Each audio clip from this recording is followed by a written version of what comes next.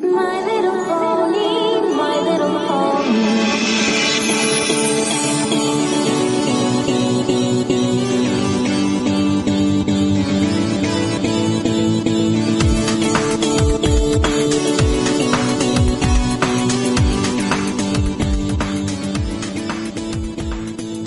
Hello everyone and welcome to Bronyville. This is Bronyville episode number 92, recorded on February 9th, 2013. Hey, episode 92 on 2/9. What do you think about that?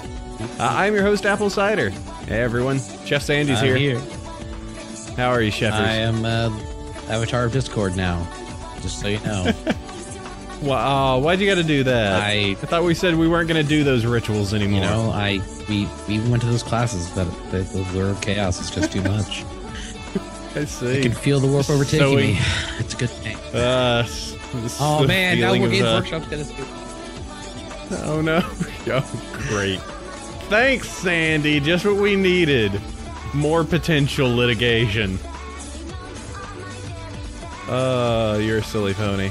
So yes, Sandy is here.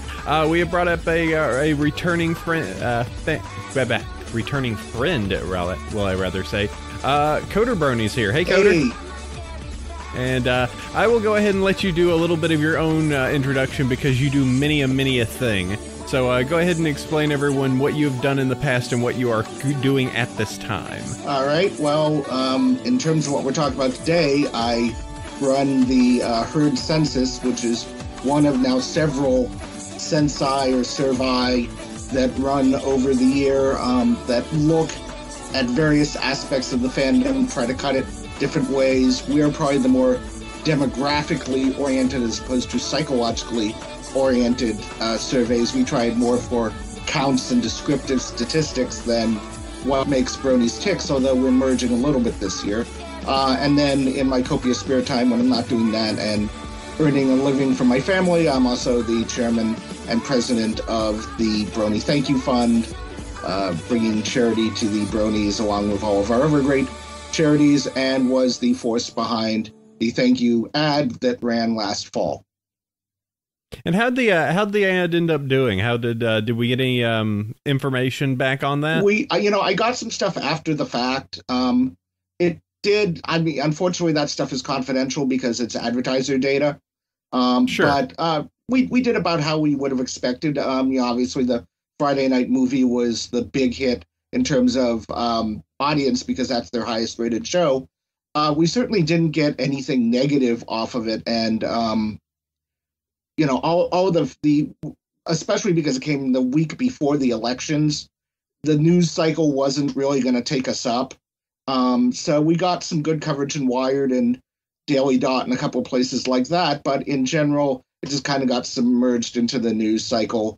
But I've gotten direct feedback from the folks at the Hub who said they were very happy with it. And, I was talking with Margaret Loesch a couple of weeks or about a month ago, and she expressed how happy they were and pleased that we had done it. Okay, well, excellent. I wanted to do a little checkup on that particular thing, since that's what we were talking about the last time that we had you on. Yep. Okay, and yeah, we're going to talk a little bit more about your census. Sounds a little bit more, as you kind of stated, sociological opposed to psychological. Or maybe anthropological. I'm not sure. Oh, there you go. That works. It's just kind of crunchy data. Ponypological. Okay. Well, to go ahead and move this along, and by the way, we're going to do, I don't know if any of you may have had your ear to the pulse of the fandom this week, but it was a little bit of a active week. And so we're going to do a little bit of change up. We are going to put news just a tiny, teensy, weensy bit later in the show, because there's definitely a ton to talk about. But first, before we go ahead and move on to any of that bit, Coder, there's two very important questions that unfortunately, if you do not ask, the show grinds to a halt and we must go ahead and close these Skype streams. Yeah. That would be and terrible. Nothing moves forward. I know. It would be like a cease and desist on the show. God, don't even hint. Don't even joke. Too soon. All right, Coder. Yeah. I gotta know.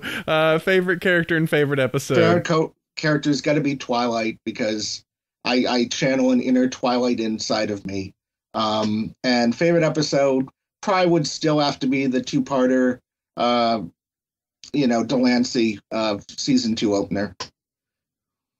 Twilight Sparkle and the Return of Harmony. That was it, right? Return of Harmony. Parts PT 1 and 2. 1 and 2. All right. Have that too, and I got to make sure Twilight's name's capitalized on this. No lowercase t, thank you. All right, there we go. That's inside of there. Thank you very much. We can go ahead and move forward on that. Right. And so let's do this. Sandy, I got to have some sponsor talk. All right. First of all, our first sponsors, We Love Fine. They're the guys who make all the Fantastic Pony shirts. They've got LED designs now of 3 ponies. They've got a spastic-looking Pinky Face, a Wubs having Vinyl Scratch, and a Rainbow Trail having Rainbow Dash, as well as that on a tote bag. That is pretty cool. Artist of the Month. Well, they have their Valentine's Day sale going on right now. 4 days left. They've got the Crystal Heart Doctor Who's. There's a Spike and Rarity shirt. There is a I Love Derpy shirt without the word Derpy on it. It's just I Heart Derp Pony. $20. Let's see. There's an I Heart Applejack. There is a music pony where you get a free Wub Wub achievement card and a LED pin to go with it if you like white music mares. Yeah, there's I Love This pony. There's an I Love Pinkie Pie. There's an Applejack Loves Apples. There's a Pixel Kitty shirt. It's really super cute. It's Pinkie. We know her. She's good. She's pretty cool. And it's Pinkie Pie delivering a Valentine's to Rainbow Dash with Derpy on it. That's nice. Well, that's very nice. All right, so that's good. That's We Love Fine. We always love them. Use Bronyville 10, get 10% off your purchase if you decide to go and purchase anything of their lovely wares. Next guest, I get to hang out with all the people in 2 weeks. Las Vegas. It's a thing. It's happening. I think their pre-reg is closed, though. Is it? Ooh. Is it? I gotta look. Oh my god. I'll have to see. I'm looking at their list, and looks like I can go hang out with Andy Price and Megan McCarthy some because they're listed here. Ooh, hi. Oh my. That's Andy Price calling in. Hey. How's it going? M.A. Larson will be there on Friday, so I can talk to him and blame him for everything. Yeah, I was kind of hoping that we might have him on here real soon, but no, that didn't quite work out, I guess. Yeah, we can see. I can try and harass him on Friday and see if I can get him to come in. And by the way, all the M.A. Larson thanks M.A. Larson jokes is completely tongue in cheek. Yes, remember, kids. He's seen them and he thinks they're brilliant. So he's an internet meme. He likes it. All right. And our very last sponsor who needs to desperately update his comics. I know, right? MLPcomics.com. Old Inky Spots is really slacking. He only has issue 1 and issue 3 is out. And what is going on? I'm gonna put the poke to him. He needs to add the new comics inside of there. We're not talking about him next week. He's still hosting our stuff for free though, so I know, but still, MLP Comics. If you need to get the first comic, totally. But I'm gonna do the poke at him. I will see him later this afternoon when I'm doing Nightmare Nights website stuff. So I really need to poking at him. All right, that's good. All right, so we're gonna break the rules here and go to where did all the note images go? Oh no, I don't know. Data sets. Woo! Yay, data. All right, crunchy data. Coder may need to drop in the images that seem to have floated off into the ether, but so you're doing a bit of a census to find out a little bit more of the bronies. What's the goal or what's the aim of what you're trying to collect with this particular data set? Well, you have to realize this is the second year that I've done this. I did it last January as well, when I was actually pretty new to the fandom. And because I'm also a journalist, I was kind of immediately curious about what was it that made these people different from not only the general population, but also I've been a long time science fiction fan and fantasy fan and a little bit of a media fan. And I wanted to see how did they seem to be different from that group of people and what made them interested in ponies and how open were they about it. And also a little bit to try to see, there's obviously a lot of stereotypes about the brony population. And once you become part of it, it's like, okay, so, how many of these stereotypes are true and how many are stereotypes? Because the best way to combat a stereotype is with a bat, but the second best way is with statistics. Huzzah. Mm-hmm. That sounds about right. So you're collecting this particular kind of data to try and get an idea of. So let's first start off with this one. Do we have a link to the particular area where someone can go in and actually participate in the survey? You can indeed. If you just go to www.herdcensus.com. There's a link right at the top of that page that will take you to the instructions. It takes about 10 to 15 minutes to fill out. It's a little longer this year because we're doing some personality stuff along with the normal demographic stuff. Although most people indicate that goes pretty fast. It's trying to order ponies that takes them forever to do because they can't decide on who their favorite is. But it'll be running through the 15th. So you've got until next Saturday, basically, or next Friday evening to get it done. And then we're going to close it for the year. Although it's looking like we might do a follow-on with some academic backing later in the year to actually get a publishable paper. Ooh, there's a lot of... Do you feel involved when watching soaps? No. React to sudden events, such as a... yeah. Ooh, there's a bunch of... Ooh, let's see. So I see 72 little questions here to start off with. Yeah, that's what's called the Young Personality Sorter, which is what we use to get our personality types. Then once you go through that, we've got another 40 questions or so of actual pony-related stuff. And taking the young is optional, although most people seem to do it. We had 84% of respondents actually took the test. So that makes my wife, who's a personality psychologist, very jealous because if she gets 300 people in a sample, she thinks she's doing good. I was like, I don't have just a sample. I have a population. Ha-ha. Because you get to do different statistics on populations. Let's see. Nature to assume responsibility. Yeah, this will take a little bit. I'll have to put this on the burner for just a moment until I get to the real meaty questions and can put Twilight down for everything.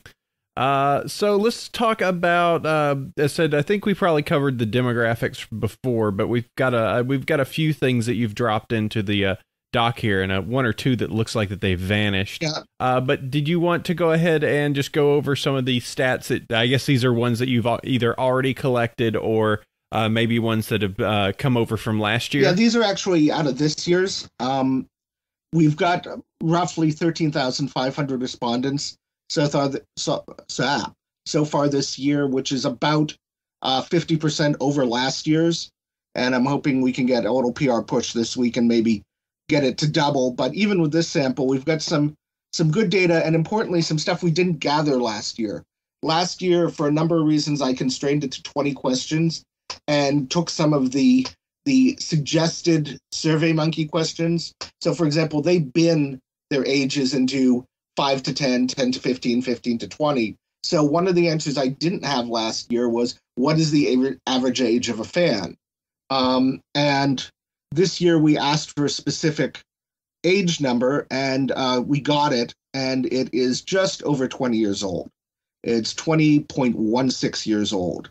But what's really interesting is when you look at the curve, and I'll try to throw that curve back into the document so you can show people, there's what's called the normal Bell distribution, which everyone has probably who's ever taken a class is probably familiar with, and the distribution of the I'm going to have trouble getting it in, so I'll just talk it. The distribution that we're seeing for age is very narrow. If you want to get geeky, it's very kurtotic. It's got a very sharp peak on it. There's a concept in statistics called the standard deviation, which is how basically how far you have to go either direction of the mean to get like 80% of the people in. And the standard deviation on the age is 5.4 years, which means essentially if you go about 5.5 years off either way from 20, you've got the bulk of your fandom. It goes from about 15 to about 25. And for people like me, I turned 50 this year.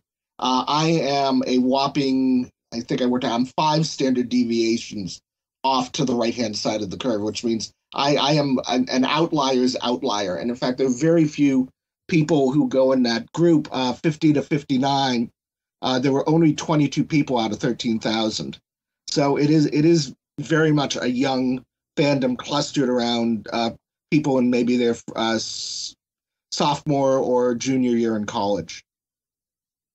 Mm-hmm. All right. And that's probably where a large number of them, tend to, I definitely see that too, not only in this fandom, but in a lot of other fandoms. That seems to be kind of the sweet spot. Right. I think something like anime fandom, you would see kind of a similar cluster. I think if you look at something like the traditional science fiction and fantasy fandoms, for example, or more mainstream media fandoms like Star Trek, they would tend to have what we say is a longer tail, have more people in the outlier groups and not be quite so centered in the middle because they have had people involved in the fandoms longer.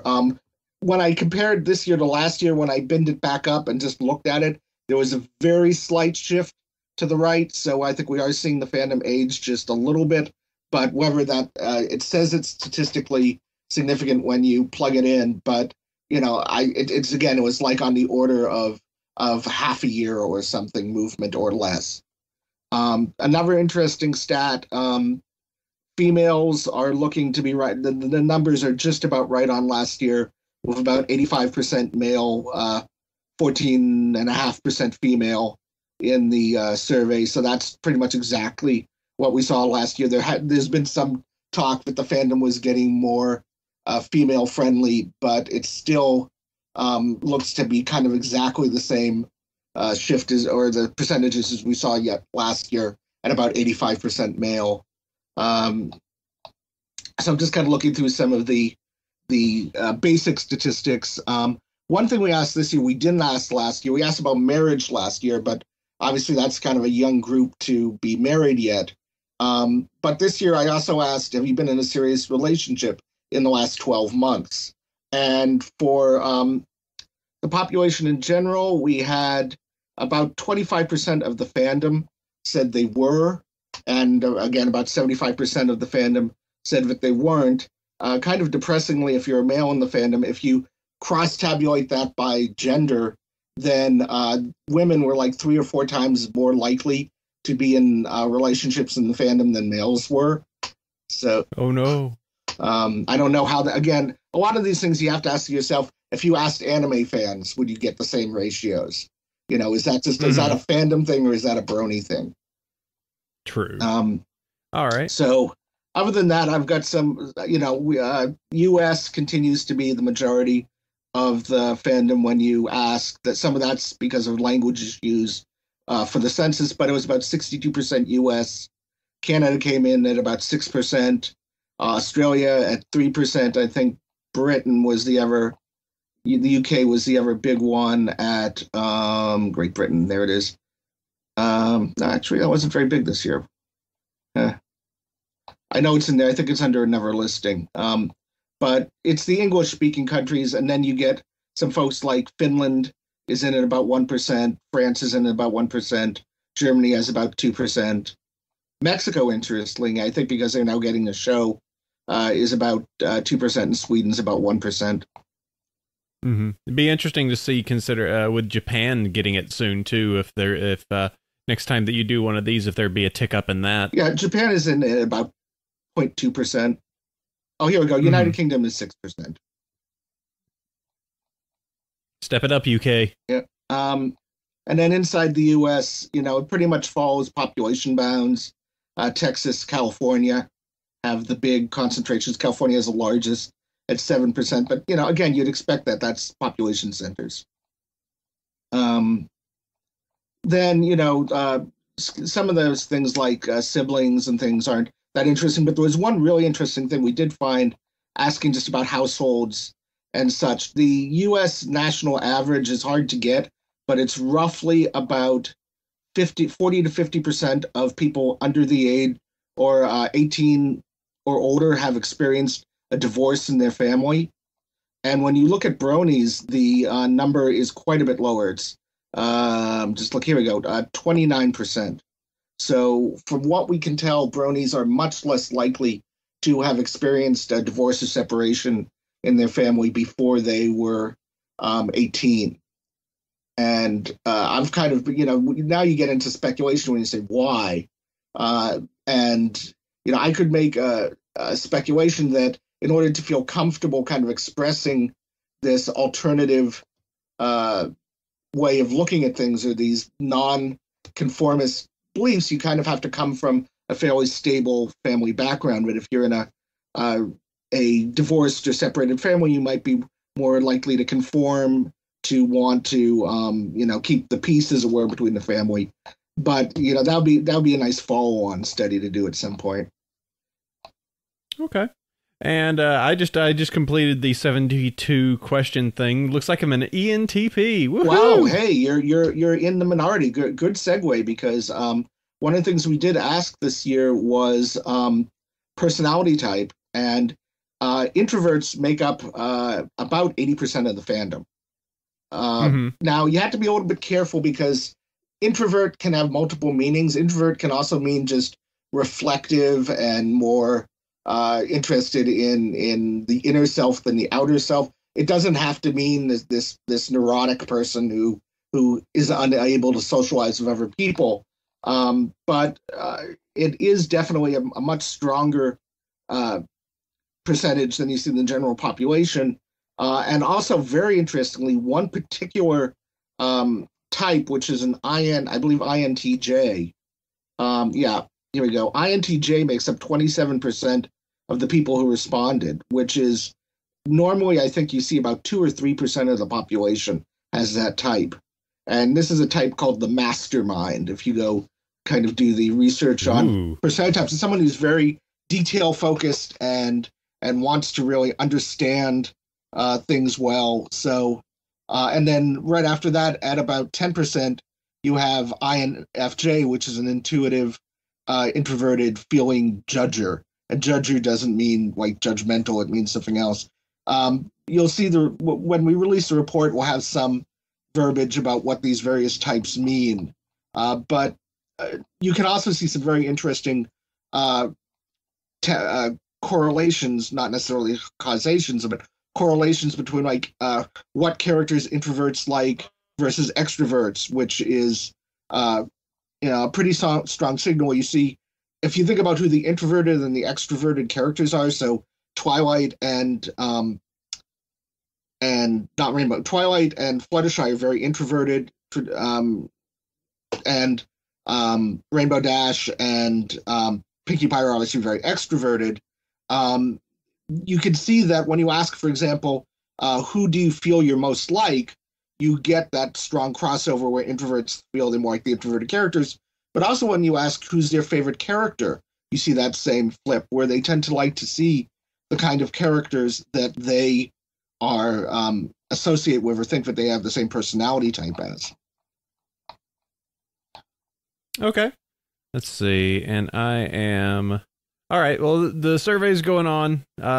So go check that out. That is herdcensus.com, and go ahead and fill that out so you can go ahead and help Coder here try and set this up. Ooh, this one's a tough one, trying to order the 8 favorite things of the show, and one of them has to be the least and one of them has to be the most, and I can't reuse a number. Yep. That's called a Likert scale. I did want to mention very quickly, there were 2 interesting questions we asked that had those Likert scales about how people saw the fandom or saw other people. And one of them has been this perpetual question of whether female fans should be called Pegasisters. And when we ask people, on a scale of strongly disagree to strongly agree, should female fans be called Pegasisters? Males kind of, if you look, they lean to the negative side on it, but most of them are right in the middle, saying they don't agree or disagree. but only 12% of them either strongly agree or slightly agree. But when you ask females that, 35% of them strongly disagree that females should be called Pegasisters, and only, again, about 15% are even slightly agree that females should be called Pegasisters. So that seems to very much be, it sounds like there's a small minority that wants this label, but there's a fairly violently strong section of the female fandom that just wants to be bronies. And then the other thing is, when I asked fans, basically, do you feel that bronies try too hard to make other people watch the show? Where, again, 1 was strongly disagree and 5 was strongly agree. There's a mild to moderate agreement that bronies try too hard to make other people watch the show. Okay. All right. Well, that totally works. I keep trying to finish more of this, but it keeps going deeper and deeper. So I'll just need to go ahead and pull this to the side and handle that a little bit later. But yes, go ahead and check out the herd census. And you can, it looks like Sandy put in the MBTI chart that was made a while back that goes over all the personalities. I'm Apple Bloom. Yeah, I make no scientific claims for the veracity of that chart. Absolutely. It's just silly fun. Yep. All right. Well, let's go ahead and move forward a little bit. Sandy, it's that time. Ready for this? You still there, Sandy? Sandy? Oh God, I lost a co-host. I'm Luna! Sandy! Yes! Where'd Sandy go? Sandy! I'm Luna! Good going, baby. I forgot that I muted my mic. Good. You were just so full of words. So I've commented like hey, 5 welcome or 6 back to the times, show. and then y'all aren't gonna hear it because I muted my mic. I feel very, very silly. That would be a wonderful reason why, Sandy. Oh man, why are these people such jerks? Hey, don't mute your mic during the show that we're running, Sandy. I just figured that, in case I sneezed or anything, it wouldn't interrupt. So, anyways, God, I feel like an idiot now. So on the Pony MBTI chart, I ended up Applejack. So we're related, AC. Woo! I'm your little sister. That's weird.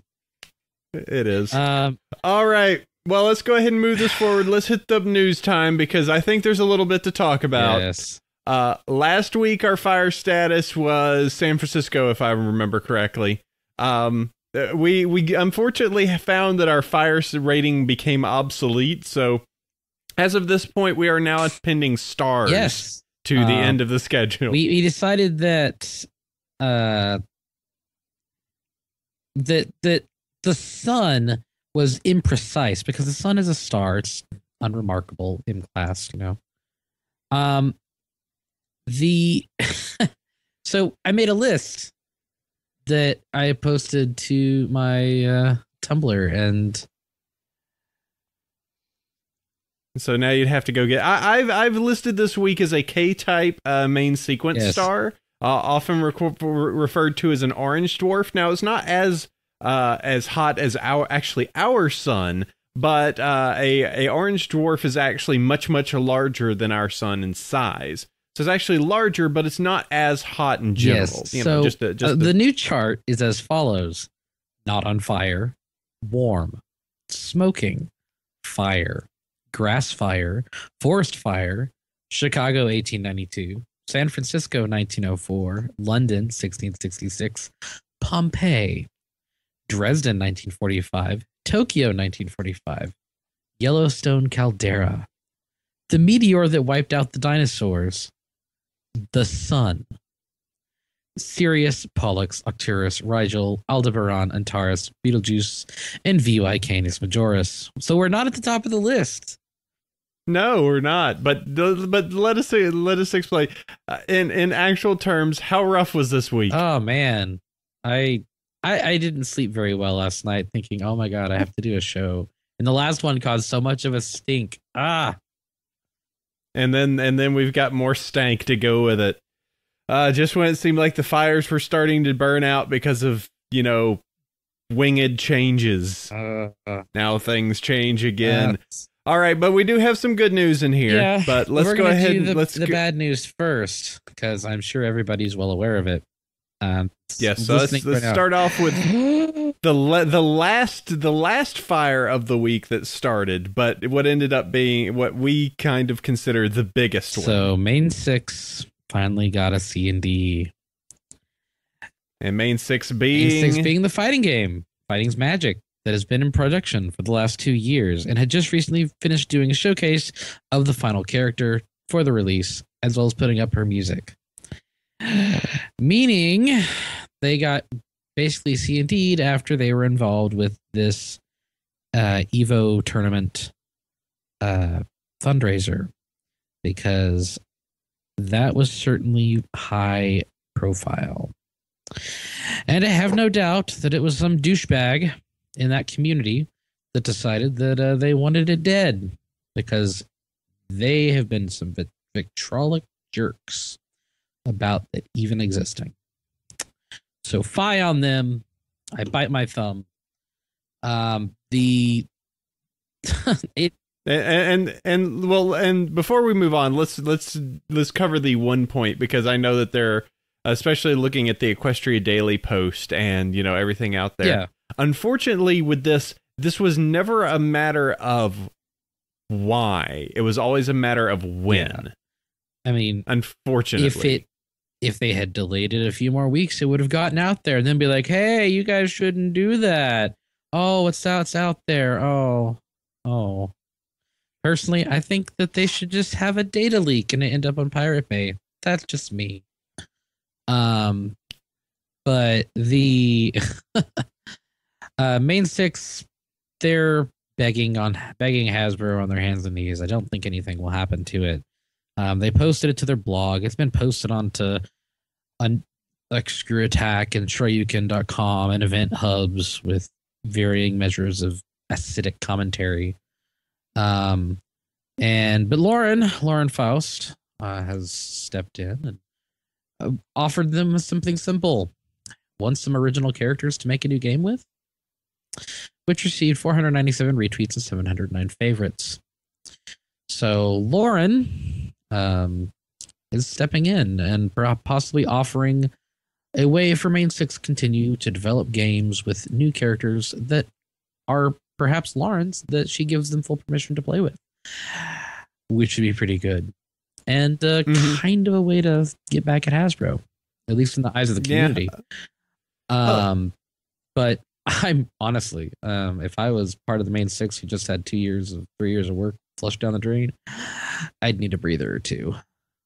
Yeah, it's the because they've definitely got a lot of the technical side down, but if you think about it, there are a ton of art assets regardless that would have to be tossed away. Yeah. Sprites, animations, like mutant characters, guys, backgrounds, probably a lot of the UI design. They would pretty much have to scrap anything that would have resembled part of the game that they were making.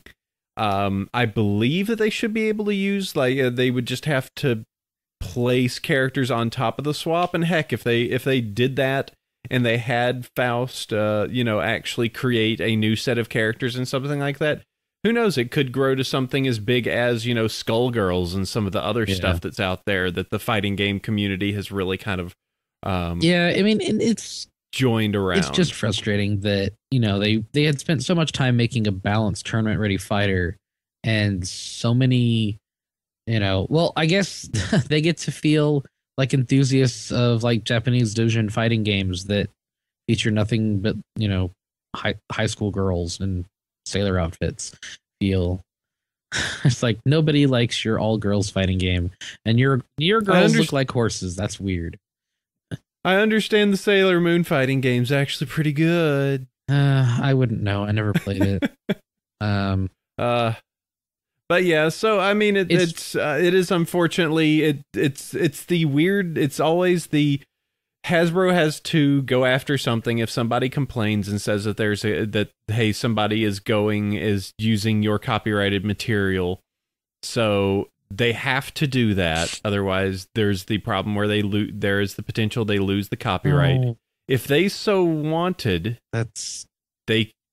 Well, what? I was gonna say it's not quite that simple. An unprotected copyright won't make them lose it, but it's a common misperception. I was one of those. Hey, if Bob was here, we could explain it better. But you are right; it was just a matter of time. Mm-hmm. Yeah, it's too close to be construed of. Hey, why is there this game in which Applejack can beat the tar out of Fluttershy? Pretty much, Who would ever want to beat the tar out of Fluttershy? That's unacceptable. No, you're just having to fight Angel, who's just a massive jerk. Yeah. So yeah, I mean, it is. Unfortunately, we are coming into this. It's a bummer. I think Sandy. I saw Sandy's sparks of rage last night on the Twitter feed, but I believe that was him getting it out of his system. I saw that on Twitter, and it's a good thing that I was not around anybody that would hear me swearing. Mm-hmm. And you like it. You like your fighting games. I'm pretty neutral to them. I've never been good at them, but your fighting game, bro. Yeah. You watch people digitally punch each other on your computer. So yeah. And well, yes, I see that Bob is in the comment is in the chat, and I'm sure that he could explain via the very fast moving chat box, but I think the matter is that Hasbro has once again destroyed something awesome. And the fandom, but they were within the legal right to do so. Okie dokie. Okay, Sarah, let's see. Okay, guys, here's a hint. If you're going to do a fan project, you don't tell people about it until it's done. You goofballs.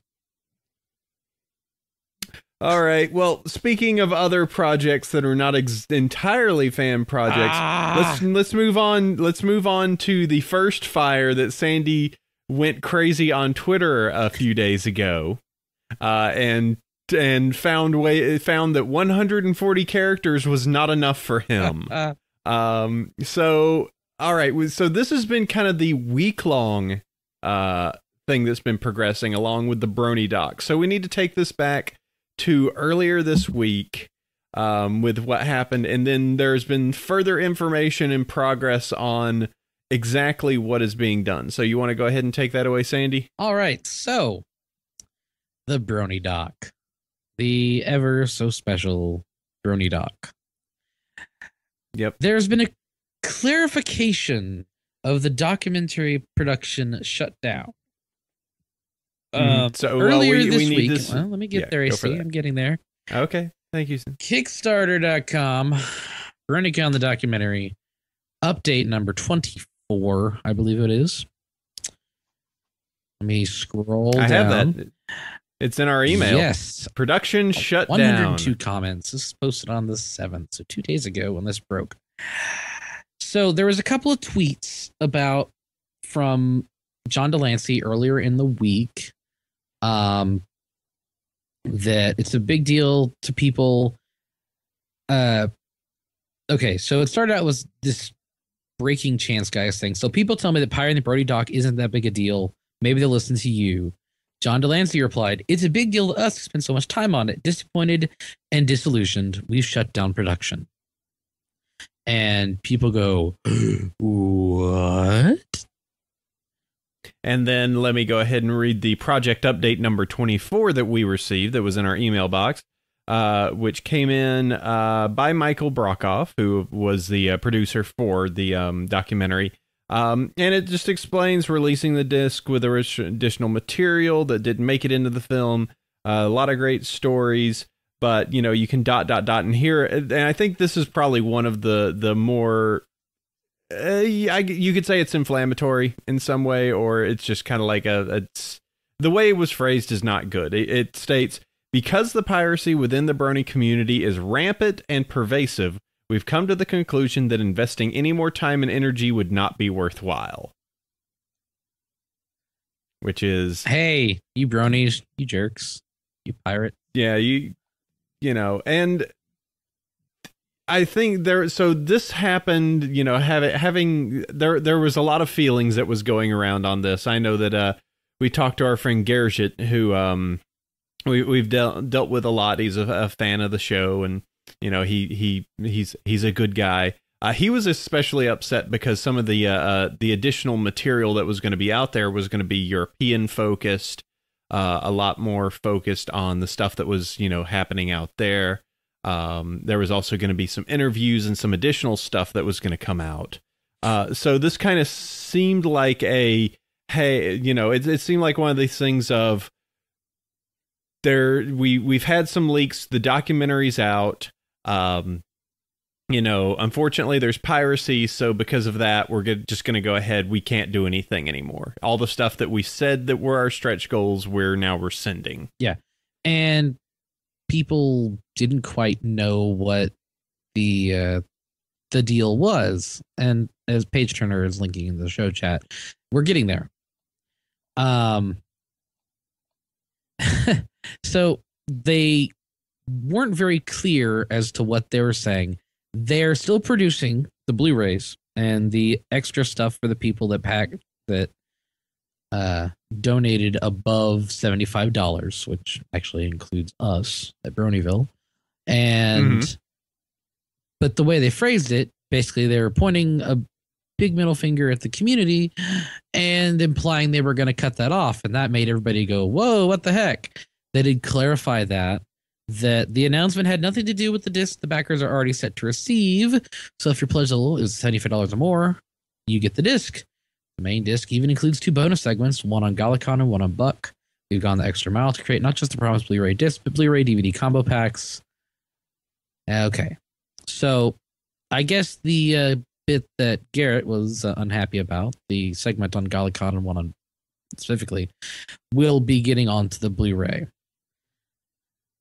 But the way they just handled this in the worst way possible, and it's just baffling that this Michael Brockhoff, who has produced a whole bunch of stuff, I'm sure let me go look at his IMDb credit, because I'm pretty sure, you know, he's produced documentaries.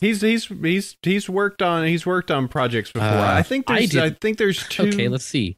He did the I didn't know I was pregnant. My dog ate what? Your kid ate what? Southern Fried Stings. An ex-state trooper and his team performed sting operations throughout the U.S. All right, so let me say that I think ultimately there's 2 things going on here. I think there's 2 things that are going on in this particular instance. The first thing is that the way that the Bronies consider media is very different than what a lot of... Okay, so to us, or to a lot of the fandom, watching the shows involves getting up early in the morning, loading up some stream, and watching the show. It's not watching it on YouTube. It's not watching it on the hub. It's not getting the downloads on iTunes. It's not getting this. It's a communal experience. That the reason that we've kind of said this in the past, that Hasbro seems to allow it, is that they don't entirely make a ton of money on the actual first run, the actual airing of the TV show. Sure, commercials, they get a little bit of cash from that, from what we understand. But, you know, once it becomes something where they need to make money, i.e. they need to sell DVDs, the episodes start vanishing off YouTube. You know, stuff like that. So there is kind of this idea that media inside of the Brony fandom is this shared resource that should be passed around to everyone. And I'm absolutely certain that there was probably a good number of people that heard about the Brony doc and thought, all right, cool. That's going to be awesome. Glad to hear that. I will catch that when I find somebody that will share that with me. And that's and I think that's genuinely one half of this, which is, you know, there is this idea amongst us, you know, for good or for ill, that the sharing of information and the sharing of this kind of data is, you know, something that is part of our community. We just kind of share that out there. The second part that I think that this is just kind of, I think that it's a little bit of Kickstarter finance. And this happens a lot with Kickstarter, is just that the thing that I think they might have underestimated is that they sold to the people who were going to buy when they did Kickstarter. Hey, this sounds really cool. All right, I'll invest in this. Here's $150, so I get all the special little spangles and everything. Awesome. Go check that out. I think that they sold to the audience that was going to buy for the most part, you know, and for when the documentary came out and the reviews for it was okay, I think they got a little bit more, but no more than they've actually already sold to before. So, you know, I think that there was a bit of that. It sounds like that they definitely made a little bit of the Kickstarter mistake of, hey, we've gotten all this money from the Kickstarter. Let's take some of that money and inject it back into the project to make it better, not realizing that the cost of making stuff and producing it and getting it out becomes astronomical. There are plenty of Kickstarters that have started and then they've pretty much hit net zero because they didn't expect how much making printings and t-shirts and rewards and stuff like that actually adds up. So I think that there's a bit of that to it. I feel like I've TLDR'd a bit here, but this is my guess of the two pieces that have actually come into play on this. Your thoughts, Sandy? Whoa, you're quiet. Is that better? You're Im's better. Gonna have fun with this episode, let me tell you. So, I do think that it was a Kickstarter issue, and they do admit perhaps we were a bit naive. Yes, you were. They expected a lot of sales after the fact. They did pre-sell, 2,350 copies, 2,350 copies. And they've said they've been legally downloaded more than 10,000 times. So they're making some money back to it. But I think that they probably made a lot of really poor decisions along the way to basically make it say that in here, they're saying that a lot of these people aren't getting paid. Or they didn't get paid anywhere near what they would normally make. And it's just... I guess I kind of wrap it up as a poor idea for a documentary handled poorly with poor budget decisions and poor spending. And in one bucket of poor ideas and decisions. Now, I will say that I still have no regrets of the 150. I'm gonna get a DVD out of this. The DVD is gonna have the Blu-ray is gonna have the extras. I thought overall the documentary itself was fine. I don't think it was abysmal, nor do I think it was the best thing ever. I've gotten a bunch of stuff that has come out of that. The t-shirt that I wouldn't wear and the poster that's out here. And the heck, if you want to say it, the name of this podcast is in the credits. Yeah, I mean, we did put money forth to this. It's not like we were like against this from the start. But in the end, it just seems like it. They didn't get that. I don't think you tried very hard, Star. So, anyways, that's it. That's enough for the bad news for this week. We have good news. We have cool stuff. We've got there's the foolishness. The foolishness thing, but is that's silly, silly, but that's the last thing we're going to touch on the news before we go into emails and after the episode discussion. This is all I will say on the foolishness. Please don't try and change the national anthem to My Little Pony Friendship is Magic. It's dumb. Moving on. I think AC, we should probably have a donation contest for Should for we? the BronyCon shirt if people are interested. Sure, we could do that. Well, if you're not gonna wear probably it, set something up. 'Cause I ain't gonna wear it. It's sitting in a drawer. Okay. It's got our name. We could do that. We've got a bunch of other stuff that we've picked We up. should probably do that. Probably need to do something. How about for episode 100? All right. There we Episode go. 100, mega show plus donation raffle. Yeah. Sounds do it. good. We'll get something set Okay. up. Okay. So good news. There is good news, right? There is good news. Season 4 is not only confirmed, it's confirmed for 26 episodes. Oh, thanks, Celestia. Because and it was confirmed via a very roundabout way, but it was then confirmed by Megan and co. Basically, Daniel Ingram updated his resume and his credit list. And he updated it to say, My Little Pony Friendship is Magic, seasons 1 through 4, songwriter, made title and songs, TV series, children animated, 91 x 22-minute episodes. Uh-oh, I got a math. Hold So on. we're at 65 now, the magic number. So 91 minus 65. How many? It's more than 6. 26. more than 7. 6. Oh, good. A proper 26 episode season coming up. Amy Keating Rogers back on the team. Everything is going the right direction. All right, well, that's actually further down the list, but that has been confirmed, and season 4 will be coming on some point. We don't know when, but we should know be. that it'll be 26 episodes, and we can be happy.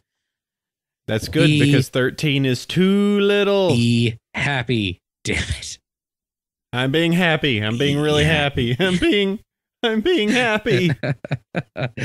Okay, new pony product line confirmed. There's actually 3 news bits on this next thing. There is the unnamed IP, which is to say, hey, it's the Equestria Girls thing. It's happening. As to what exactly it means by it, what is it, and by happening, when? Probably this summer. What is it? Nobody knows for sure. But it's a new IP aimed at teen girls. Odds are it's going to be a Monster High competitor featuring, I don't know, the ponies in high school lusting after boys. And that sounds awful. But that is conjecture. Please note that it is conjecture. I am speculating. Do not go to Equestria Daily and make comments that this is true. So there's a new IP. There is going to be new toys. They have acknowledged that bronies exist on the broad brand engagement. The Hasbro Toy Fair. Do they like us? No. Oh, I don't know if they like us. They know that we exist.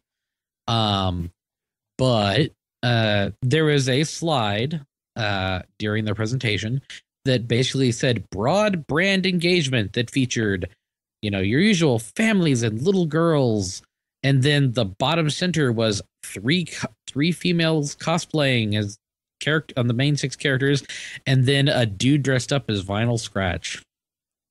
Yeah. So suddenly Vinyl Scratch is the dude. We got Canon. about 1/8. We get 1/8 of their slide in terms of the brand engagement, and that's okay because us dudes are totally appropriating this pony.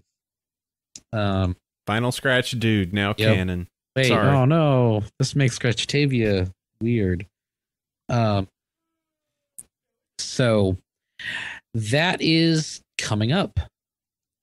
They'll be revealing the next IP this summer at San Diego Comic-Con, which is in July. So we will be figuring out what that is here soon. We'll probably see what the movie is between July and the launch of season 4. Probably. All right. I see some There are figurines here. figurines. So this is kind of cool. This almost put me in a forgiving mood because they finally putting out some merch that I've wanted for a while. So Toys R Us had their fan favorites collection, which wasn't really much more than Vinyl Scratch and Nightmare Moon, and then some other ponies. Obviously Rainbow Dash Pinkie Pie, and then 2 recolors, which, Lena, Bob's daughter, totally liked. But they're doing another round. They are doing actually a number of rounds. They are doing another of the collector's edition ponies. This time looks like it is a Shadow Bolt Dash from her costume during Luna Eclipse. Ooh. They are also doing a large $20 style Nightmare Moon along the lines of Cadence and White Celestia. And then they're doing a fan favorite series number 2 featuring that's fun. in very small resolution. This file is. I really wish it was better. Chrysalis. Whoa, wait, huh? Shining Bug Armor. Pony? Oh no, Cadence. don't get those too close to each other. Oh. Lyra. Okay. What looks like the Librarian pony from the Crystal Empire. A pony that could be either Diamond Tiara or Screwball. And the mysterious dead gray mare. Are we sure it's mysterious gray mare? It looks like mysterious gray mare. Its eyes are derp. It has bubbles on its butt. Can you enhance? I wish I could. This is seriously a pathetic image size that they posted onto their Facebook. Someone said her name is fan favorite. Zoom, enhance, zoom, rotate, zoom in on that reflection on the pony's eye. Oh my God. It's John Delancey taking the photo. It's Tara Strong smiling in the background. So yes, Bug Pony is getting some big representation coming forward, which if you go to the thing labeled more pics, this is just posted to Equestria Daily. They have photos from Stitch Kingdom, which is a Tumblr of some of the upcoming stuff. There is that aristocrat. There's an aristocrat pony, an Octavia, what looks like a young Granny Smith. Yeah, it looks like a young Granny Smith pocket pony, a Bug Pony pocket pony, a White Celestia pocket pony. I'm gonna feel really dumb if they make the princesses all available through 3-packs, because I bought an entire case pre-order from Big Bad Toy Store of the Wave 5 so I could get the princesses, Trixie, and a couple others. Doho. I'm seeing some other crazy ones in here. It looks like they're actually making a Stephen Magnet and Manticore. Yeah, and a Nightmare Moon. A single Nightmare Moon, which is the main is definitely different than the one I have in my other pack. I mean, this is it looks like hard plastic hair. That's because they're the pocket size. That's pocket size Nightmare Moon. Ooh. With the Fluttershy, do you see the Fluttershy? She has the right mane. She has a proper mane. She's no longer a Dash recolor. But also you have Stephen Magnet and the Manticore. So it'll probably be Fluttershy, Manticore, and something else. And then Rarity, Stephen, and somebody else. I'm looking at some of the other pictures. There's a Rainbow Dash wig, obviously, that's on a model there. You can purchase an enormous Alicorn Twilight. Yeah. Then also there's lunch Probably boxes. not for sale. There's the Derpy lunchbox and a Main 6 lunchbox. And there's a My Little Pony official iPhone 4 case that I would totally put on my phone. Would you? I totally would. Give me this merch. Oh, there we go. And also Dirt Pony lunchbox. Yep. Mysterious Gray Mare. Stitch Kingdom also has a bunch of other photos of like the Angry Birds. That's kind of funny. There's a Rocket Raccoon figure. There's a massive Power Ranger. Big Hugs Elmo. Let's see. That's DreamWorks Dragons. Yeah. So that's really cool. That is a really big Power Ranger. It's a really, really big Power Ranger. Okay. Yeah, so that's really cool. Oh, hold on. Hold on. Starry, by the way, if you're not watching the videos today, Starry is taking the time to bring a lot of like her newfound ponies onto the camera. Yeah. Yeah, so we actually picked up the fashion Fluttershy that you can color in all sorts of horrific ways. Yeah. With the wings that are colored white for some reason, so you can paint them pink and green. Tramp stamp Fluttershy. It's pretty bad. It's almost like we just want to take it and just be like, all right, now color you right. Yeah, color her emo shy from Ladies in Your Color. That was cute. That would be cool. Yeah, you could do that. That would be good. All right, moving on, because news is definitely taking as much time as possible. Well, we've only been at this for 500 hours. No, pretty much. I'll bring this one up. Have you seen the new comic? Yes, I have my copy, and I bought the digital. I bought it twice because I support those guys and gals. All right, I'm making a comment out to all of you that are listening or could listen. If you are not reading the comic, you are missing out. It is number 3. Hardcore. Number 3 was the best. Yes, like absolutely the best, the funniest, and weirdly dark. Yes, way dark. Holy Bug Pony is pulling no punches. Oh, dude. If you ever were like, the show was a little bit too like, I kind of enjoy the more grim stuff, you should probably check out the comic. Yeah, you really should.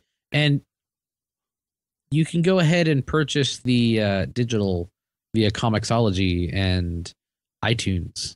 It's the same price. Mm-hmm. And yes, the Changeling cover is the best cover ever.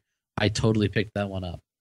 I've got the digital version of the Changeling cover. It is. Have you seen the cover for number 4, where it's like Chrysalis and Twilight in mortal combat? It is fighting it out, and the others are they're trapped in a cocoon, and there's a meteor streaming overhead. Oh, it's so good. Yeah, it's the comic that we deserved. Yes, it's so good. Like, it actually is completely worth the cash. Comixology, iTunes, however you want to get it that way, because it seriously is worth it. I think that this is gonna, for what it's worth, I think this comic is actually going to make the summer somewhat bearable. Like, it actually is doing a fantastic job, and if you add in the minis that are going to be coming out, the one-off series, I think that's going to be great. Mm-hmm. All I have to say is they had me at this is all I'm going to say, and this will make no sense until you see it. They literally had me by the 3rd page with the previously on, like the way they did the previously on stuff. That was just brilliantly done. And holy God, the costumes. Yep. The costumes. Are we Sandy? The costumes. Yes, it's like Jonan Vasquez had some input. Oh man, it was so good. So good. If you don't know what we're talking about, because you really need to be reading these comics. They're actually fantastic. So go check that out. That's MLP comic number 3. Go catch 1, 2, and 3. They're easy to get digitally, or go MLP Comics, get the first one, and then keep harassing Inky so that he can actually go post 2 and 3, because bro needs. Go harass Inky. Yep. Okay. Let's see. He just got. Hold on. Oh. Tetra just posted that he got moon butt pillow during the podcast. Nice. Best interruption ever. And I love the fact that I see 2 images of Luna, a Luna pillow, and a little Pip. Yep. That's, needs more. He needs more Luna. He needs to paint Luna on the wall. I don't see enough Luna on his walls. This is unacceptable. Kick it up, Tetra. I thought you said you were her favorite. Okay, so let's see. And you know what? I think all in all, that is news. Oh, hey, AC, there's a variant cover and you're on it. Wait, where? Send it to me. The Derpy Boru link that Page Turner just dropped. Let me see. Where am I? Hey, I'm right there on the front. Yep. Front and center. I'm important. Yep, right there. I actually really like that cover yes, too. Dancing Lyra. Twilight looks a little. Twilight and Bonbon look a little odd in the background, but I like the Dancing Lyra. Yep. That is really freaking cute. Oh, shy. And then they're having a nice little Irish jig. Barry drinking straight from the punch bowl again. Dash looking mostly covered up and looking bewildered at all the cider. Yeah. Bonbon giving Twilight those eyes. Yeah. giving a look at Twilight's special eyes. My bread. So, last but not least, Amy Kitty Rogers returning to Writing Pony. Yay. She wrote Ticketmaster, Best Night Ever, and Last Roundup. And so she's back for some of the best 4. episodes. Huzzah. Some of the best episodes. Also, good to have her back. She is a good lady. Oh, what was her name? Corey, the writer who did Scootle episode and the Pet episode. Those were fine episodes. She's back as well. She added they've added Luna to an episode. Corey That makes Powell. it a pretty good episode. Corey Yes. Powell. So, all right, fantastic. That sounds good. All right, is that news? Are we newsed out? Do we have to wait until next week to talk about? The foolishness is foolishness. Ignore it. Yes, please do not engage in foolishness. So, episode discussion, Games Ponies Play, episode 64 overall, episode 12 of season 3. The end is nay, children. One more episode. Oh boy. Here we go. The penultimate episode or night. Next week things go cray cray. Twilight's gonna cast a spell, yell YOLO, and credits. So if that actually happened, I kind of would love it. If it was just so nonsensical, just like, I'm gonna magic up, YOLO, My Little Pony. Oh, that would hurt, but it would be so bad. All right, let's talk about the real episode. So, got all the giggles out. Writer was Dave Polsky, who has actually kind of stepped it up. He has written, and this is the guy who wrote Feeling Pinky Keen, Over a Barrel, Too Many Pinkie Pies, Keep Calm Flutter On, and Games Ponies Play, and the story of Spike at Your Service. He had a rough start, but he's gotten a few good episodes out of himself in this season. No longer is a Polsky episode a reason to despair. Let's see. I'm trying to find any specifics of like just a general overview. By the way, as usual, spoiler time when we talk about this particular stuff if you have not seen the episode yet. But the basics. There is a Olympic game type thing that happens every few years, and supposedly the Crystal Empire's in the running, but has to impress the inspector.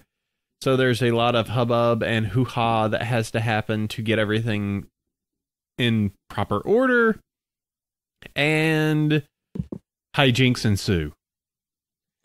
Yep, the basic story trope is the person that they're there to escort a special guest around, and there is a person who is mistaken for the actual special guest.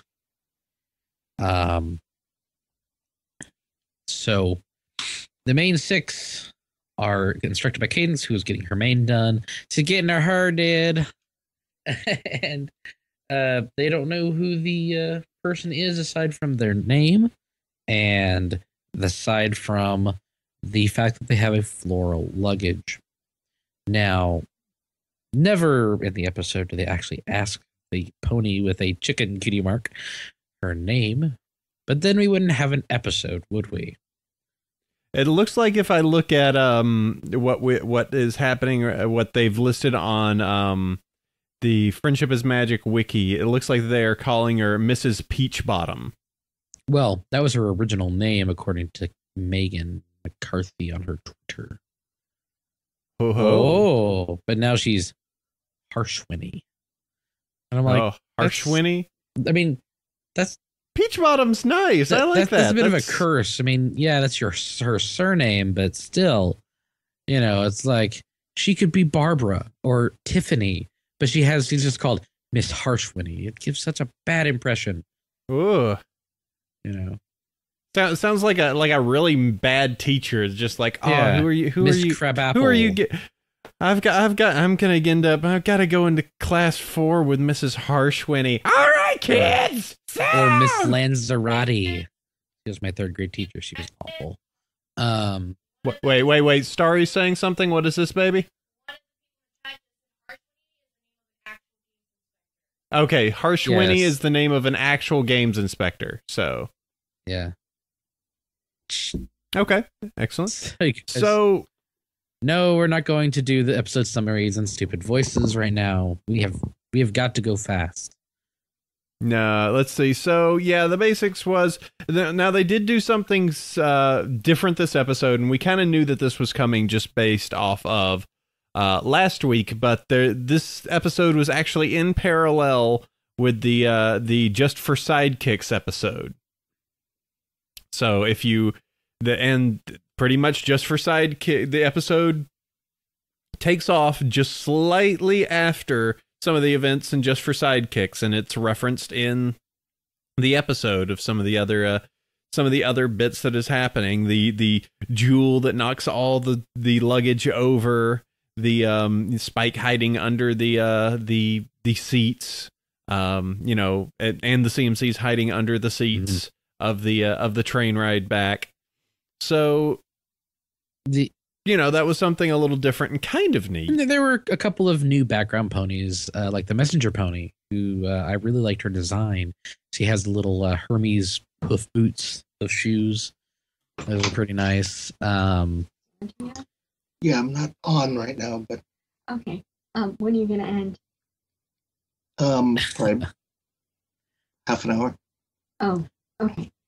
You may want to give Levi a nudge because I need to get out tomorrow. Okay. Yeah. We'll get M to cut that. Was I live here? Yes. Sorry, I had my mic on mute. Not anymore, apparently. All right, so that's okay. All right, no problem. But the main 6 get the wrong pony, take her on a tour. She's apparently very claustrophobic. In the castle, which is weird because she was fine in the train, but she got claustrophobic in the castle and needed with the large ceilings. Yeah, huge vaulted rotundas. The big word for the week is rotunda. Neo-Gothic, that's our other one? Neo-Gothic. Which is kind of true, I guess. Basically, they go all around the city and shenanigans ensue. And only at the end, they find out they have the wrong pony. But the wrong pony was talking to the right pony as they went back to report to Cadence that they had screwed up royally and everything was ruined forever. But in the end, the wrong pony told the right pony the right things. And thus... the ponies got to have their Crystal Empire games. So I was kind of wondering this after the episode, but remember back in the day, way back, we used to have these Dear Princess Celestia things. Oh, actually. What in any name would this episode's This Princess Celestia be? Dear Princess Celestia, this week we learned that you sometimes be nice and make a mistake. There's just like nothing that you can draw like any sort of moral lesson. Not really a moral lesson, but there is a bit of trivia here on the wiki that the pony in question may have suffered from a fear of high ceilings called altoclaraphobia. big old word. It's a fear of high ceilings, and the castle certainly has high ceilings. Mm-hmm. Fear of high, but then it wouldn't make sense why she was then afraid of the pot on her head. Well, have you ever seen a cat with a jar stuck on its head? I think funny. If I were a creature that didn't quite have the range of motion, now not saying the ponies don't, but where's suddenly, oh, I'm in the dark. I don't like the dark. Ah. So there we go. But yeah, there's not really a moral lesson for this one. It's a thing. It's an episode. It is a slice of life. And this is obviously not, I mean, this same plot was used as far back as like I Love Lucy and in, let's see, anything earlier than that. Adventures of Huckleberry Finn. It was good to see Rarity actually appear this season. Yeah, she in some degree. Yeah, Rarity, you managed to fix her mane. Excellent. Good job. Well, she's been so like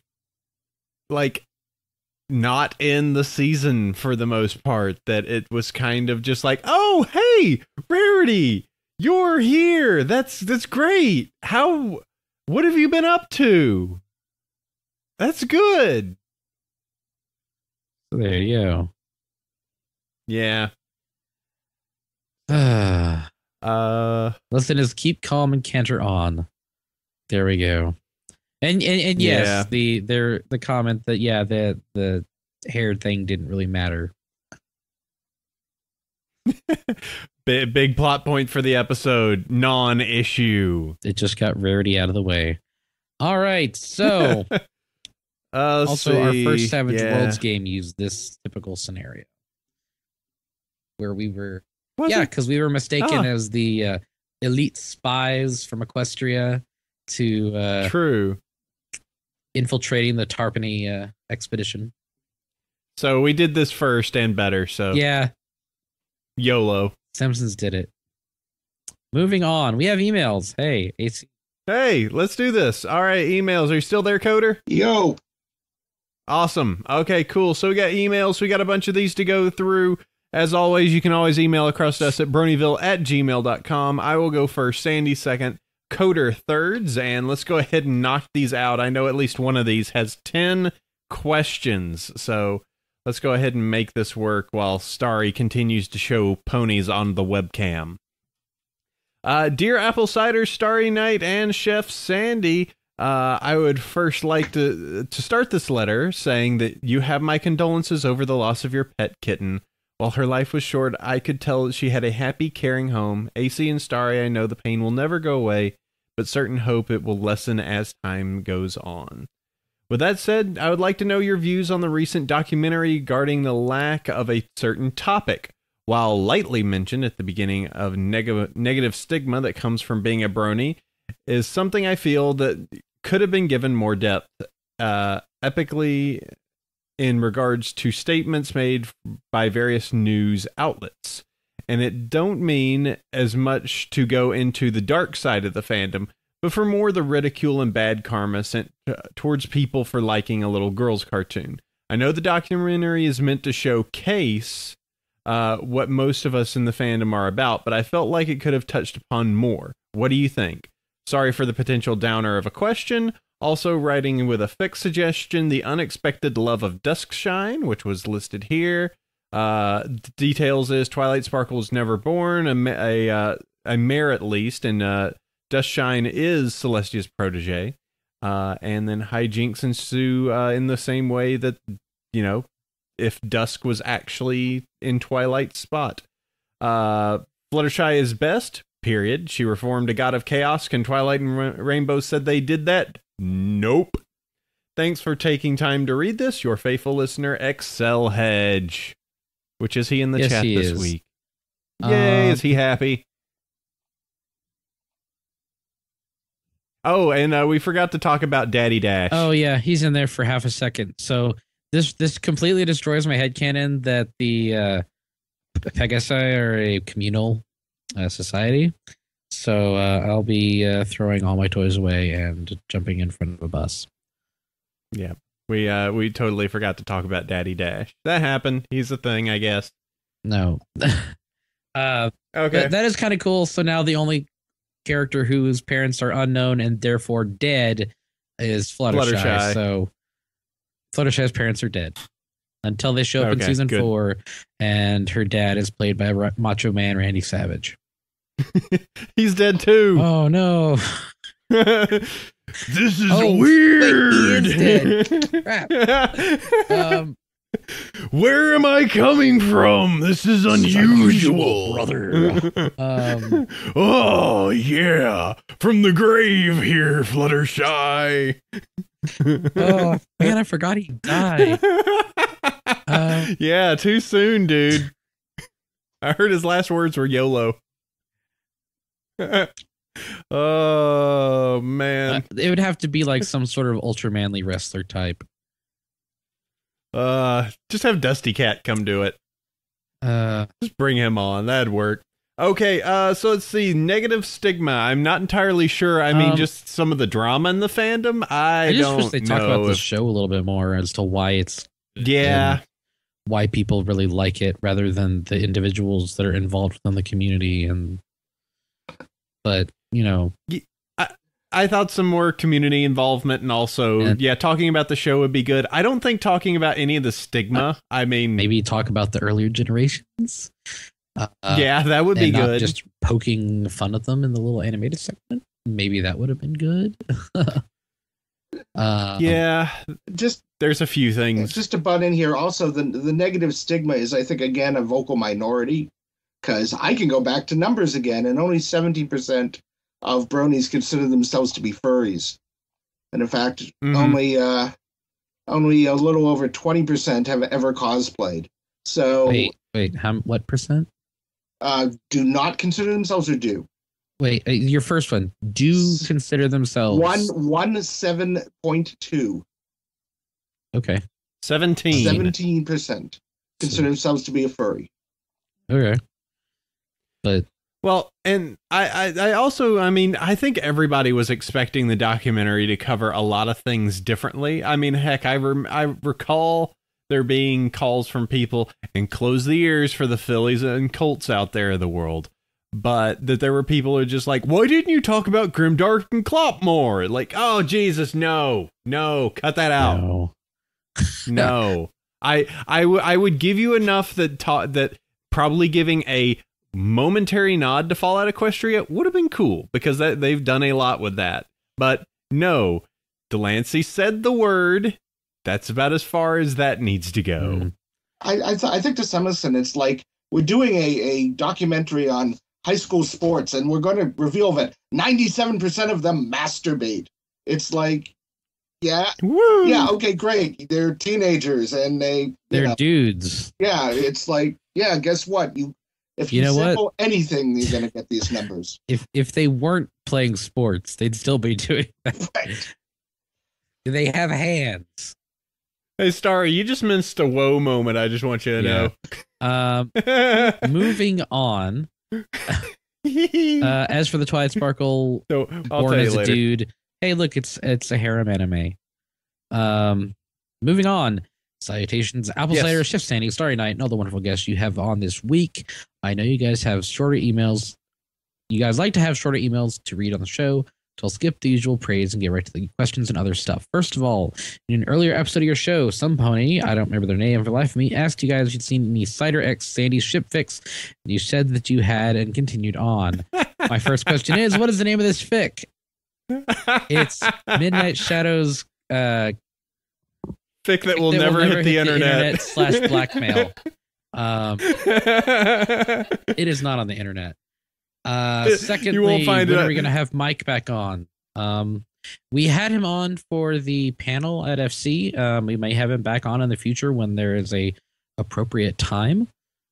Yes, I'll post that. I'll post that today. If I will post the panel that we had, and M has the audio for the table talk that we did with Mike. So many spoons. So many spoons. And then fourthly, because he skipped number 3, I'm going to recommend that you never read a name that I'm not going to read ever. Don't read this story that I'm not going to name because he names it, but it's a terrible story that you shouldn't read.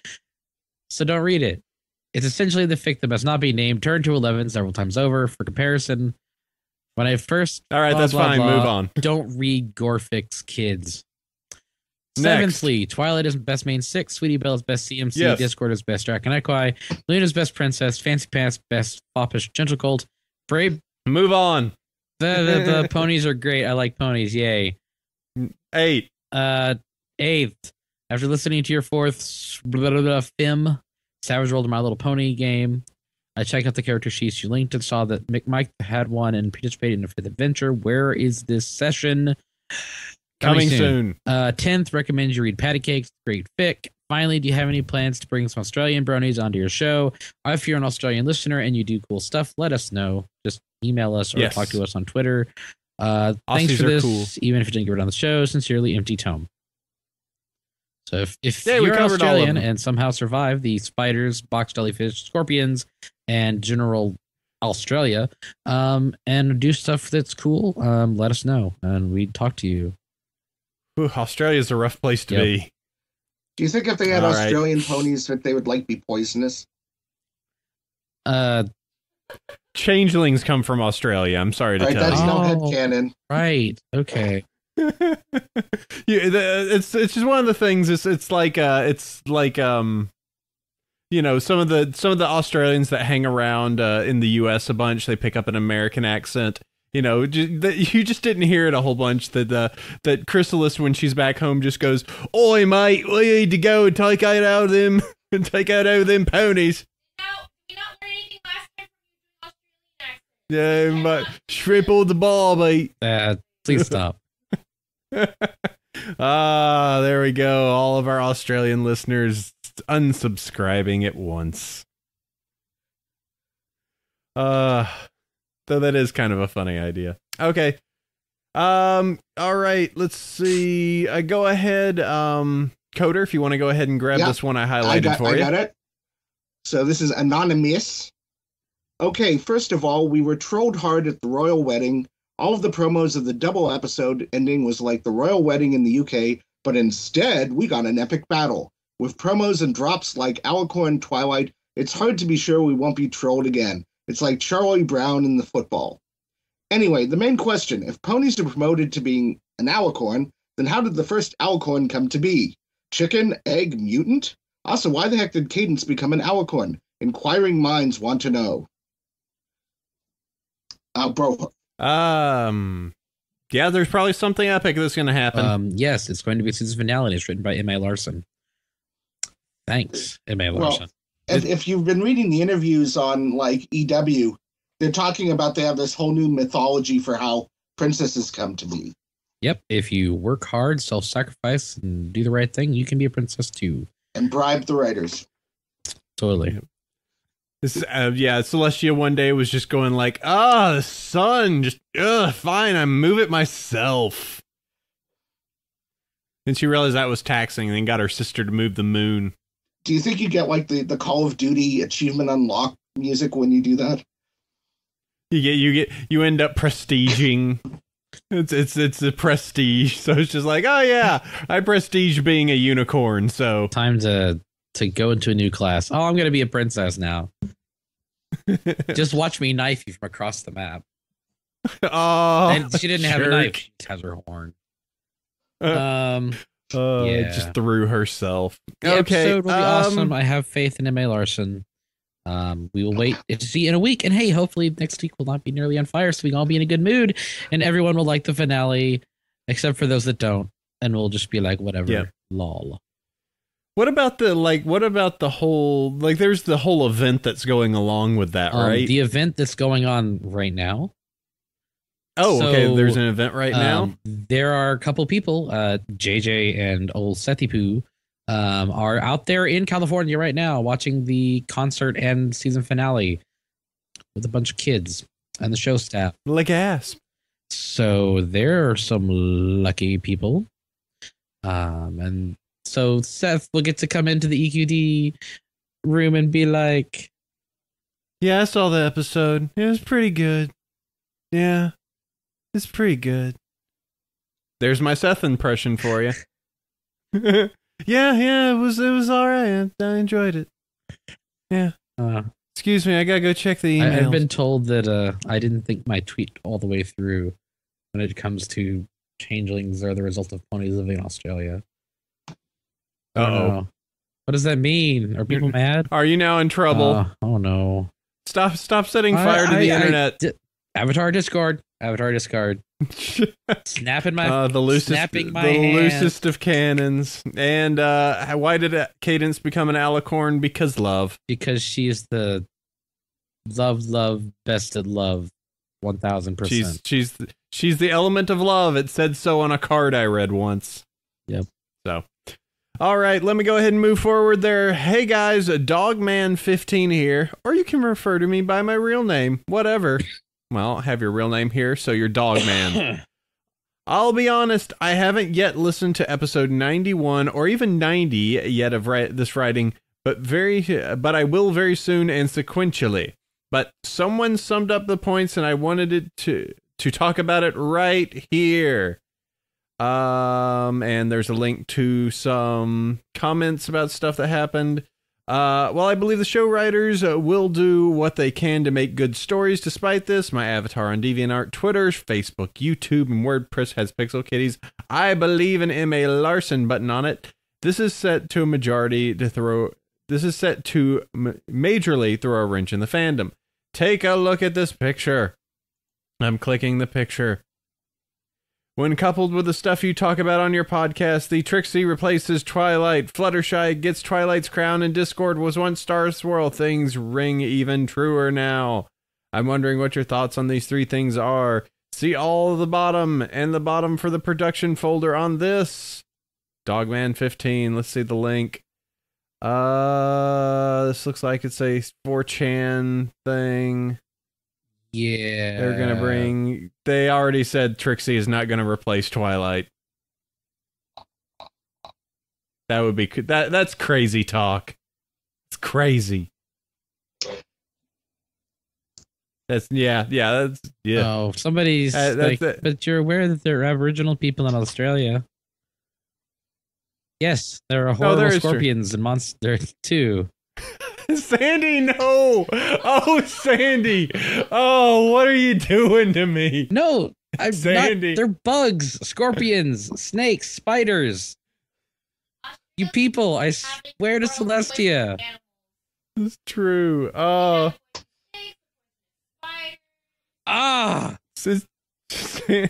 Sandy, those classes, please. I like New Zealand. New Zealand has sheep. Okay, good to hear, dear. I'd be scared of Australia. Yes, I would. We love people of all nationalities, regardless of your spider numbers. No, I still like Australians. I just don't like. Oh, they're gonna eat. No, let's stop. Let's stop. We're going. My apologies to Australia. From sea to shiny sea. Oh boy. I watched Priscilla, Queen of the Desert. Oh, good for you. I didn't. Good for you. I didn't say anything about people. I said spiders and scorpions and box jellyfish and drop bears. Oh, we are the highest rated Brony podcast on the U.S. store, least in the Australian store. Oh, I am the worst at everything. I was say for the record, I was in Australia for 2 weeks and nothing tried to kill me. Were you in the city? No, we went out to 3 days on the Barrier Reef, man. Did you go swimming? I went diving, dude. Oh. You're a madman. A madman. All right, listen. That's enough of that. I really do not want that. Oh my! All right. So, anyways, now that Sandy is good, put his hoof in his mouth. Great Celestia, read this email, Sandy. Let's move. AC, I don't know if I'm gonna make it. I may get run out of this community with torches and pitchforks. Just run while you read this. Good day, Apple Cider, Shift Sandy, and insert ever-growing list of background voices, guests, and chat people. For the past few months, the pony fandom felt the strains of lawyers, bug suits, Kickstarter entitlement, and fire. Lots of fire. The latest fire with the loss of Main 6 could have been terrible, and I admit that I felt angry. Bronies panicked like the 3 flower ponies on a short fuse. Then came Lauren Faust with her offer of making non-pony original characters. The events are less than a day fresh, and I do not want to speculate about Main 6's future. What I want to say and remind people is the Brony community, when not in panic mode, can be surprisingly good like that. Remember how much money we raised for charity. Remember the art, fabrics, yes, fanfics, music, and movies created by fans. Remember the multiple conventions. Remember the movie we funded. Nothing is perfect. We get painful reminders that little ponies are not owned by us. And guess what? Fun things come out of the adversity. We need a reminder that the Bronies are cool too when not panicking. My only request is to spend less time talking about ridiculous fires and talk more about the cool things. Fires are depressing. Firefighters are cool. Wall-Eyed Mare is best fan pony. All dogs ship. Yeah, I'm really hoping the next week doesn't have any fires because I like just talking about the cool stuff this community does. Yeah, we as much as flailing is kind of fun to do, I would rather have a boring week than a having to explain why everything is terrible. I long for the capacity to be like, not a lot happened. And that'd be okay. Yeah. There have definitely been the weeks where we were completely bored and like, what happened this week? Well, someone updated their fanfic. Yay! That's great. All right, let's move on. Did any episodes show up? No. All right. Well, 15-minute episode. Bye, kids. Yep. No episode this. Yeah, our summer episodes are going to be 10 minutes. What happened? Not much. All right. Cool. Oh, where? But yeah, it's the fandoms are great when they're not freaking out. This fandom just does freak out from time to time, and I think that's just because of how excited and I could be cynical old guy and say it's also a very young fandom. Oh, and, of course. And passions run hot. When you join AARP, you kind of take the longer view. And what's the longer view? What's it look like? Tell us. That you got, what this stuff is going to happen. And the real question is, what are you in the fandom for? If you're in the fandom because you want it to be the greatest thing ever and you want every amazing thing that could possibly happen to happen, that's not going to happen. There's going to be setbacks along the way, and there's going to be stuff that just because we're in a big, wide world full of lawyers and businesses and people trying to make money and things like that not everything's going to happen. And, just look at the fact that we are doing, amazing things and, take the good and accept there's going to be some bad. That, my son, is my wisdom. Yes, we do have the unfortunate fact that we that at the very beginning that we had, I would guess to say, kind of a monumental growth and a monumental interaction with different groups that didn't happen much before, and now things are starting to settle down and we're used to having that, a lot of interactions that are now being, slowed a little bit. So, all right. Let's do this. If you'll get the last one there, Coder. Certainly. Hey guys, my name is Anthony, a longtime listener. I was listening to the podcast number 91 and had some trouble deciding if you guys were being truthful or just having fun with a lot of the speculation stuff, open paren, as a sort of parody on how people react to news and wildly speculate, close paren, and hey dude, you put the period inside the paren. I know that you guys like to poke fun and play around, and even given a lot of the content of the episode, it seemed like it was in jest, but I still cannot shake the feeling that there were bigger things in the works that you guys may be privy to. I also know that if the latter is the case, that you cannot and hopefully wouldn't mention them in detail. I love the show and trust the staff to continue their great work, but I am curious about some of those rumors. Thank you guys for being so awesome, and I hope you have a great weekend. Respectfully, is there a name there? I guess they were just respectfully, comma. Respectfully is their name. With a comma, comma at the end.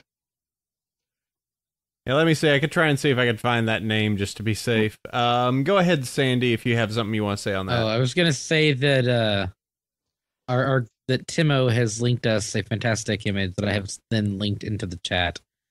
They're talking about Australia and the danger thereof. Actually, it just did end in respectfully, so there you go. Unless they want us to read their actual name. Yeah. Well, we probably shouldn't talk about the thing, the thing and the stuff. Yeah, but oh man, we hadn't know so much about that thing. Stuff that we know so much about. Oh, and the thing. It's going to be aimed at teenage girls.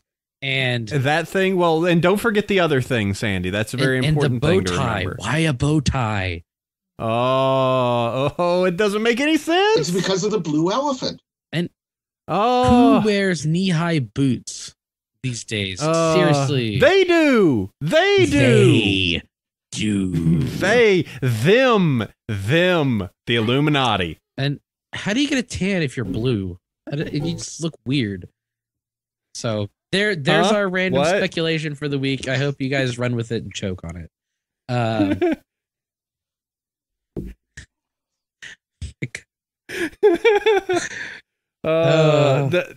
Sometimes we are privy to stuff. Certain stuff we do end up finding out, but the thing is just because it is simply rumors. We can't entirely just go off and start spouting 100%. Hey, this was a rumor that we heard. By the way, So it's all about setting expectations. So, it wouldn't be right to be like, hey, we heard this rumor of this, and then it totally change. And that rumor be completely false. On the other hand, there's also cases where we get rumors and, information that is totally like, hey, here's something that's out there. You can't say anything. Here's something that's happening. You've seen it. And it sounds crazy, and you've seen it. You know it's true, but you can't show anybody because you don't have the file. And if you say it to anybody, they'll think you're nuts.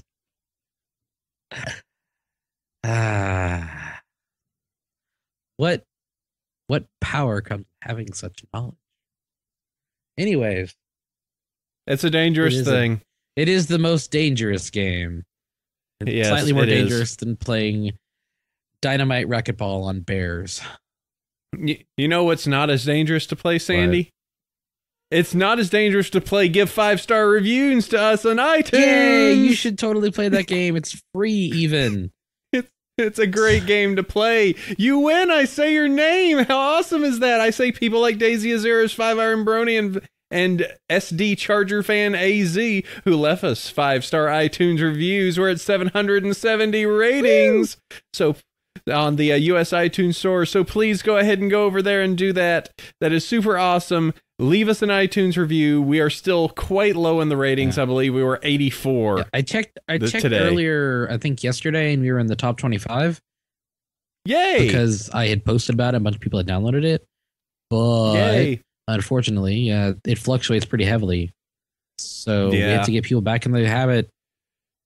Absolutely. And also donators. We did have some very, very awesome donators that gave us some extra cash. I said I'm looking to get a GoPro and some other stuff so that coming up at Unicon, I want to take a video for you so you can have the Vegas pony experience of myself and Starry and, all of us, some of the other notable folks just hamming it up in Vegas and having a good time and providing that content to you. So if you do have the bits to just donate our way so that we can do this and we can produce something that's awesome so you can enjoy a YouTube video that I think will just be a nice encapsulation of, our time in Vegas, please donate $5, whatever you are able to manage, over to the Bronyville site. On the right-hand side, there's the donation straight through PayPal. Drop that over there if you can mean. And yes, Las Pegasus. What did I say? I don't know. But yes, Las Pegasus, New York, any of the upcoming conventions that we get invited to. Once I have this stuff, I could probably have little interviews and little segments with some other people. But yes, if you do have the capabilities to do that, it definitely helps out for us. And I'll be producing content that you guys can enjoy in high 1080p quality. So, if you have the bits to do it, please, please, please. And I'll say hello to you. So that'll be great. I'll actually, if you do donate, I'll also say your name and thank you on the video. So there. For any of you that have donated thus far, as well as any of you in the future, I shall do that. All right, that brings us close here to the end. It's time for one cool thing time. Coder, I do have to warn you, we need a cool thing to come up for you. So I got it. Start rummaging around. Okay, cool. Well, just go ahead and see if you can append it to the doc. Give us a link. Done. I will go ahead and do this. I want to give you what I'm calling the Foos Row Daw remix. Actually, what it is, it's an update to the Skyrim pony technology that allows you to run around as Fluttershy in Skyrim. Yes, you get to run around as Fluttershy in Skyrim. Yes, kind of like that, and then you go yay, and then all of a sudden all the people fall down. Yes. Because you dragon shouted them to the floor. It is kind of, it's pretty neat, it's kind of silly. I found it, it's kind of horrific to just see Fluttershy just going out and pretty much stomping a whole bunch of people to their demise. But it, yes, absolutely looks like Fluttershy. Like if you look over here, I could show you a picture of the model. That is what your character looks like. See, you are Fluttershy. Well, then go be Fluttershy. Go play Skyrim. But it's also funny because I guess to do this mod and to make it look properly, your character has to run around naked. So when you pass someone by, they're like, you're not wearing any clothes. Seriously, they say that? Yes. That's awesome. So, yeah. So I thought that was kind of cool. And you can definitely download it and play it on your Skyrim. So go check that out. That's more advancement in the Skyrim pony technology. Link for a YouTube and how to download it is listed there. Going off to Equestria Daily. Sandy. My one cool thing is the artist Equestria Prevails. In case you didn't know who they are, they're awesome. But this particular piece is called Pet Peeves, featuring pony versions of the pets. Angel Cake, Gumball, Winona, Owlicious, Grandpa Tank, and Opalescence, and they're all drawn. I guess they're ponified versions of the pets, and I guess the main six be petified, turn into pets. So Twilight Sparkle looked like Zoe from Little Pet Shop. Oh, it's happening. The person who does this is just really good. Love their stuff. So you should check them out. You should follow them. How many do they have followers? So he's a guy, lives through in New Zealand. So he's far enough away from. He has 14,999 watchers. Go be 15,000. Somebody. So, yeah, I'm pretty sure that people know who he is, but I just thought it was really cool.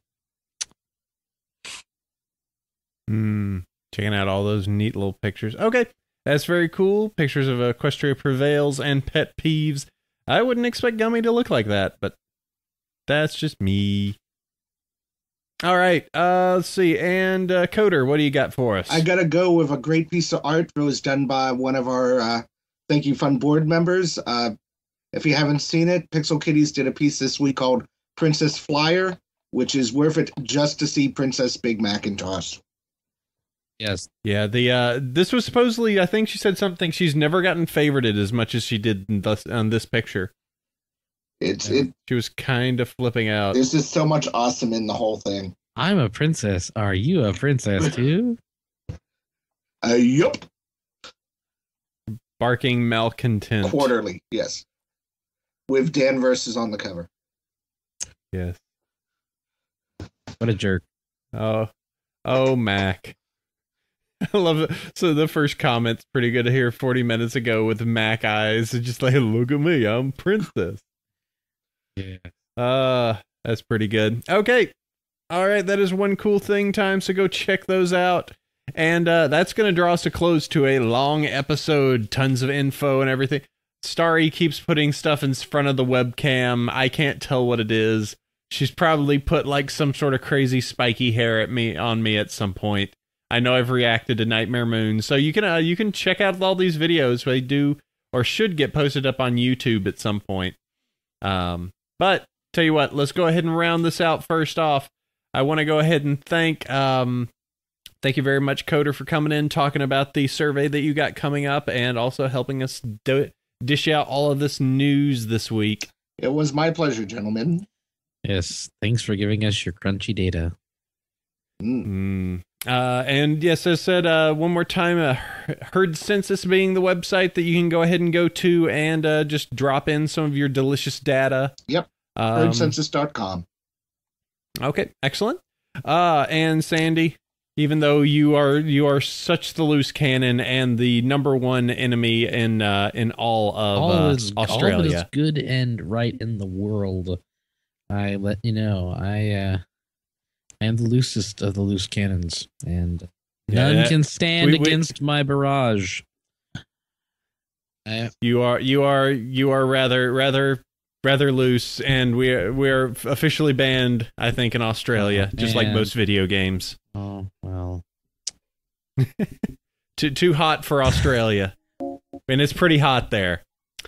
All right, and as always, I want to go ahead and thank all of you for listening in, be it if you're listening this live on JustinTV/Bronyville podcast, or if you're happening to listen to this on iTunes, or just grabbing it off of our website over at Bronyville at not Bronyville at Gmail, over at BronyShow.com or BronyvillePodcast.com. So here's the lowdown. BronyShow.com and BronyvillePodcast.com. I just said it. Those are our web pages. You can see all of our posts there, all of our past content, and hey, if you like us enough, leave a donation. Bronyville at gmail.com is how you contact us and go, hey, I'd like to talk to these guys and have them read my thing on their show. You can join us roughly every Saturday, noon Pacific Standard Time at justin.tv/Bronyville Podcast. We've got a chat room. I'm waving to you. Hello. iTunes reviews. We talked about it. I'll say your name. We need them. Kevin Smith is way up there. We got to catch back up. You can listen to our show on Celestia Radio every Tuesday, 3 p.m. Pacific Standard, 6 p.m. Eastern Standard, and 11 p.m. UTC. My Twitter account is at Bronyville. Mine's at Chef Sandy. Meetup groups is Bronies of Northern California. Bronies North Texas. And conventions we are going to be attending. I will be at Las Pegasus Unicon. We are currently slated for Big Apple Pony Con and other conventions upcoming, question mark? Yes. Yep. All right, so that's going to go ahead and wrap that up. That has been episode number 92. Next week, big week for us. Yep, next week it's the season finale with our super secret guests. I'm so close to the camera right now. This is how important this is. I need to make sure you're looking at me. Oh, it's important. Oh man. Starry's being silly. Anyway, we'll go ahead and catch you all next week. Till then, sleep well, every pony. Adios.